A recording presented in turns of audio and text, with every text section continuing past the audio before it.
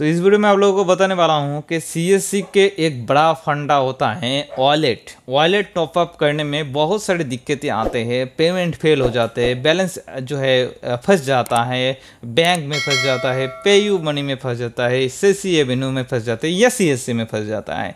तो इस वीडियो में आप लोगों को दिखाऊंगा, एक्चुअली मेरे साथ भी हुआ है और बहुत सारे लोगों के साथ होता है ऐसा। पेमेंट गेटवे जैसे अच्छा है ऐसे बुरी भी हो सकता है आपके लिए।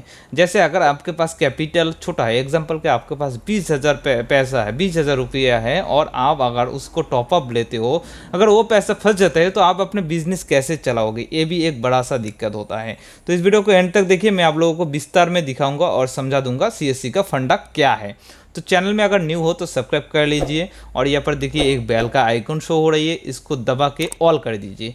कि इसका बाद यहाँ पर देखिए ऑल, तो इसके बाद जो भी वीडियो हम अपलोड करेंगे उसका नोटिफिकेशन जो है आपको मिल जाएगा और उस नोटिफिकेशन को आप क्लिक करके सबसे पहले आप वीडियो को देख सकते हो, क्योंकि इसी प्रकार का वीडियो हम अपने चैनल में अपलोड करते हैं। आज तो चलिए हम शुरू कर लेते हैं अपना वीडियो को।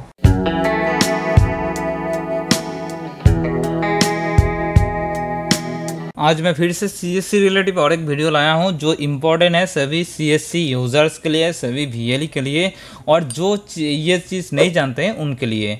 देखिए, वॉलेट जब टॉप अप करते हो सीएससी का, ये एक बड़ा फंडा होता है। इसमें बहुत सारे दिक्कतें आते हैं। जैसे पेमेंट गेटवे लगा हुआ है, ऊपर से आपको चार्जेस भी पे करनी होती है। देखिए, चार्जेस सबका लगता है पेमेंट गेटवे के थ्रू अगर आप ऐड करते हो, और कोई ऑफलाइन आपका यहाँ पर अकाउंट नहीं मिलता है जिसमें आप डिपॉजिट करके कोई भी चार्जेस पे नहीं करके आप अपने वॉलेट टॉपअप ले सकते हो। ऐसा कोई सिस्टम यहाँ पर नहीं है।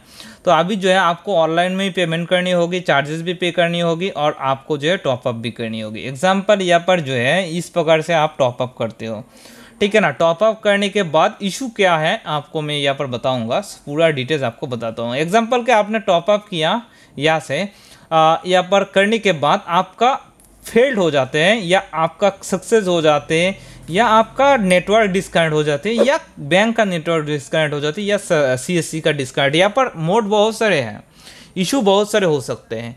होने के बाद आपके अकाउंट से पैसा कट जाता है और आपके सीएससी आईडी में ऐड नहीं होता है। इस केस में क्या हो रही है देखिए, इस केस में एक बड़ा प्रॉब्लम है, बड़ा जो है इशू आ रही है। मैं आप लोगों को यहाँ पर दिखा रहा हूँ कि मैंने खुद ये इशू फेस किया है। एक कंप्लेन आया था मुझे, एक मेरा सब्सक्राइबर्स ने बोला था, इसके बाद मैंने भी ट्राई किया। हाँ, सेम इशू मेरा साथ भी हुआ था। तो इस प्रकार से इशू जब भी हुआ था मैंने उसको स्क्रीनशॉट वगैरह उठा लिया था और उसको जो है मैं वीडियो आज बना रहा हूँ। ये इशू भी हो सकता है, वॉलेट रिलेटिव बड़ा इशू होता है सीएससी का। तो जब भी आपका पेमेंट कट जाता है, आपके अकाउंट में आपका जो है ट्रांजैक्शन आईडी आ जाते हैं, या आप जो पेमेंट गेटवे यूज़ करते हो उसका भी ट्रांजैक्शन आईडी अगर उस पेमेंट गेटवे के थ्रू अगर उनसे कांटेक्ट करके लेता हो, तो यहाँ पर आपको एक टिकट जनरेट करने के लिए आप जब सपोर्ट टीम से कांटेक्ट करते हो तो वो आपको यहाँ पर टिकट बनाने के लिए बोलता है कि आपका कितना टाइम हुआ है, उसके हिसाब से आपको यहाँ पर आपका ट्रांजैक्शन सक्सेसफुल हुआ है कि नहीं, उसको आपको यहाँ पर डाल के आपको उस ट्रांजैक्शन आईडी आपसे जो यहाँ पर मांगता है। तो इस केस में यहाँ पर क्या होता है मैं आप लोगों को क्लियर कर देता हूँ। देखिए, ट्रांजैक्शन आईडी मैंने लिया है, मैंने किसके हैंड से लिया है, मैंने जिसको पेमेंट किया है यानी कि पेयू मनी के थ्रू पेमेंट किया है, तीनों ये मैंने लिया है। इस प्रकार से उनसे कांटेक्ट करके पूरा डिटेल्स मैंने उनसे लिया है। देखिए, यहाँ पर request ID, PayU money ID, bank reference number सब कुछ मेरे पास है, तीनों आईडी है, इससे ज़्यादा कुछ नहीं होता है। Request ID, PayU money ID, bank reference number, तो ये तीन चीज़ इंपॉर्टेंट होता है। तीनों आईडी से कोई भी एक तो आईडी काम करेगा ना। लेकिन यहाँ पर क्या होता है कि सीएससी पोर्टल में जाने के बाद आपका कोई भी आईडी यहाँ पर काम नहीं करता है।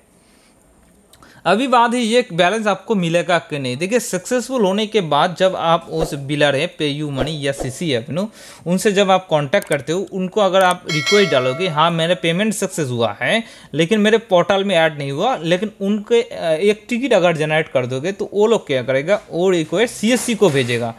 सीएससी को भेजने के बाद ही आपके पोर्टल में ऐड होगा, नहीं तो आपके बैलेंस जो है आपके पोर्टल में ऐड नहीं होगा। तो यही है इशू। तो इस केस में यहाँ पर देखिए सारा सक्सेस है और आईडी भी यहाँ पर जनरेट हुआ है, लेकिन इसी आईडी को डाल के अगर हम टिकट बनाने की कोशिश करेंगे तो ये आईडी इनवैलिड बताता है।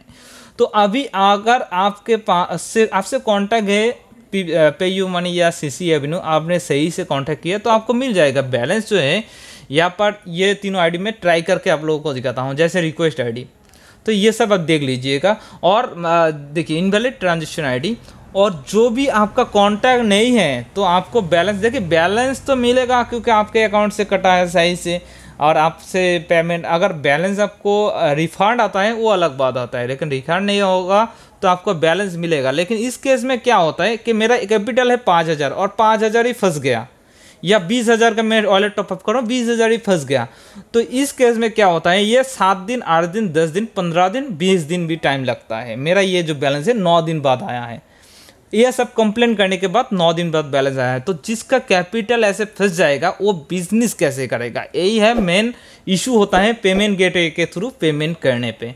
तो यही था वीडियो आप लोगों को बताने का, जो सीएससी की तरफ से जो इशू होता है और वॉलेट टॉपअप का कोई भी पेमेंट गेटवे यूज़ करते हो तो इस प्रकार का इशू हो सकता है, आप इसको ध्यान में रखिएगा। तो यही था वीडियो, आज के लिए इतना ही, धन्यवाद। और चैनल को सब्सक्राइब नहीं किया है तो कर लीजिए, बेल आइकन को भी दबा दीजिएगा कि इसी प्रकार का वीडियो जब भी हम अपलोड करेंगे आपको सबसे पहले नोटिस मिलेगी और आप सबसे पहले देखेंगे। धन्यवाद, जय हिंद।